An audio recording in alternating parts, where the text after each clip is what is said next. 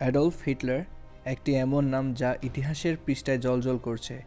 যদিও বেশিরভাগ মানুষ তাকে নেতিবাচক দৃষ্টিকোণ থেকেই দেখে, কিন্তু তার জীবন ছিল জটিল এবং বহুস্তরীয়। আজ হিস্টোরি চ্যাটারে আমরা জানব হিটলারের জীবন কাহিনী এবং তার জীবনের প্রেমের গল্প, যা হয়তো আপনি আগে কখনই শোনেননি।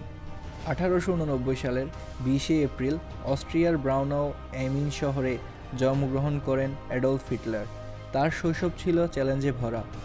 হিটলারের বাবা ছিলেন একজন কঠোর মানুষ, যার কারণে হিটলারের শৈশব সুখকর ছিল না।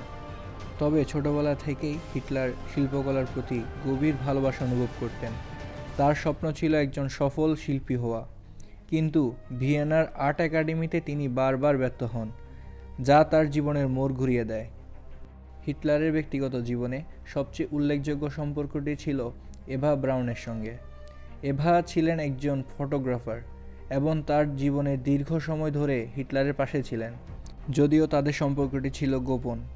এভা হিটলারের জীবনে একমাত্র নারী ছিলেন যাকে তিনি তার শেষ মুহূর্তের সঙ্গী হিসাবে বেছে নিয়েছেন।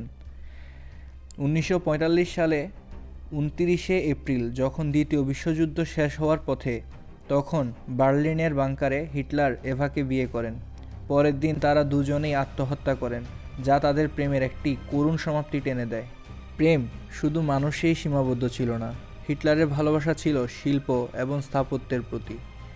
তিনি প্রাচীন রোমান ও গ্রিক স্থাপত্যশৈলীর প্রতি মুগ্ধ ছিলেন এবং জার্মানিকে একটি মহান শিল্পকেন্দ্র হিসেবে গড়ে তোলার স্বপ্ন দেখতেন। তার নির্দেশনায় বার্লিনে অনেক স্থাপত্য প্রকল্পের পরিকল্পনা করা হয়, যদিও তার বেশিরভাগই পূর্ণতা পায়নি। অনেকেই জানেন না, হিটলার ছিলেন একজন নিরামিষভোজী এবং পশুদের প্রতি অত্যন্ত সংবেদনশীল।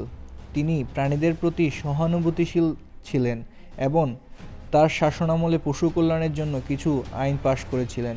প্রকৃতির প্রতি তার ভালোবাসা এবং সংবেদনশীলতা ছিল তার চরিত্রের একটি অনন্য দিক।